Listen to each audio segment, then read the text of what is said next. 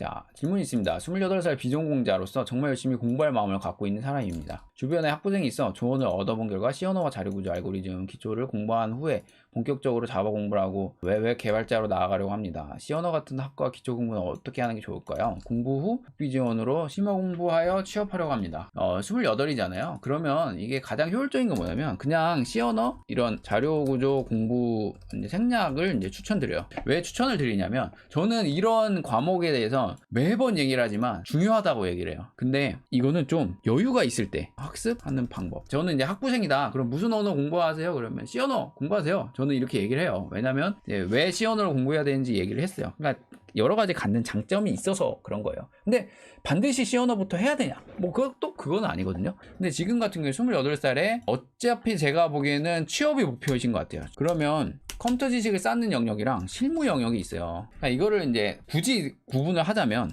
이거 이제 명칭을 뭐 다르게 할 수도 있는데 컴퓨터 기반 지식이라고 할게요. 뭐 기초 지식이라고 할까? 하여튼 중요한 지식이에요. 실무 영역이 있고. 자, 이거는 뭐냐면 뭐 어떻게 좀 다르냐면 컴퓨터 기초 지식 영역은 당장에 쓰이는 것도 있지만 내가 개발자로서 성장하는데 정말 힘이 되고 도움이 되는 지식들을 저는 전반적으로 얘기를 하는 거예요. 이게 필요해요. 근데 실무 영역 지식은 뭐냐면 이런 거예요. 당장에 내가 실무를 해야 되는데 필요한 프레임워크 자체를 사용하는 방법 이런 거예요. 뭐 내가 노드.js를 쓴다 그러면 함수를 어떻게 콜하고 어떤 구조로 이루어져 있고 어떤 방법을 해야 어떻게 웹페이지가 나온다. 이런 직접적으로 내가 구현하는 방법들 그런 게 어떤 실무에 필요한 영역이라고 보고요. 근데 어떤 내가 사용한 라이브러리가 있는데 이 라이브러리를 온전히 이해하려면 어떤 컴퓨터 기초 지식이 필요할 수가 있어요. 근데 그거 없이도 당장 사용해서 어떤 결과를 낼 수는 있거든요. 그래서 제가 추천드리는 거는 우선 실무 영역의 지식을 쌓고 그 다음에 어떤 취직을 하시고 난 다음에 이런 것들을 채워나가는 방법이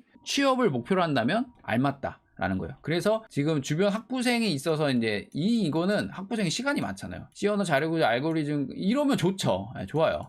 근데 안 된다라는 거죠. 제가 보기엔 시간이. 이거 공부하다 지칠 수도 있어요. 나는 언제 웹 개발을 한번 해보냐, 웹페이지 한번 띄워보냐 이럴 수도 있으니까 그냥 바로 웹을 타겟으로 정하셔서 또 웹도 하고 앱도 하고 이거 두 개 하긴 또 힘들어요. 처음에 그냥 웹을 딱 정하시고 웹으로 하실 거면 아니면 앱으로 하시던가 타겟을 정확히 정하고 나는 이거에 필요한 어떤 지식들이 있거든요. 웹으로 하면은 웹으로 할 거다 라고 하면은 이런 거예요. 웹을 하겠다 하면은 기본적으로 HTML, CSS 그 다음에 자바, 스크립트 요거 해야 되고요. 그 다음에 DB 사용법 요 정도를 아셔야 되고 그 다음에 이제 요거는 무조건 필수고 그 다음에 내가 어떤 플랫폼을 사용하느냐에 따라서 뭐 노드.js를 선택했다 라고 하면은 자바스크립트만 배우면 돼요. 근데 만약에 스프링을 선택했다 그러면은 자바를 알아야 돼요. 이런 어떤 테크 트리들이 있어요. 내가 사용하는 프레임워크에 따라서. 그래서 이거는 또 어떻게 정하냐, 그럼 내가 들어가고 싶은 회사를 정하는 거예요. 사람이 인해서 나 이런 회사를 들어가고 싶다. 그럼 그 회사에서 필요한 기술 스택이 있어요. 그러면 그 기술 스택이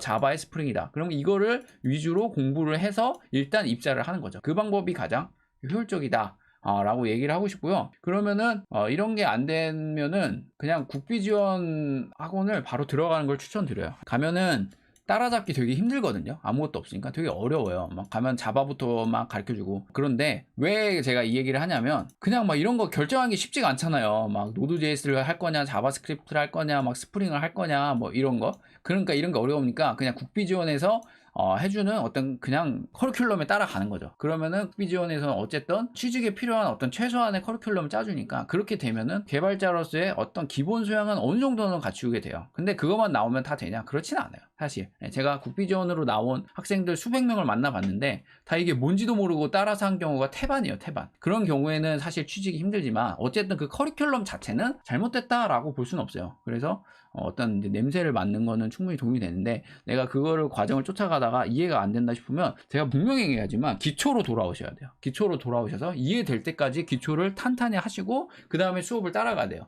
이게 느린 것 같지만 가장 빠른 길이다 라고 제가 말씀을 드리도록 하겠습니다.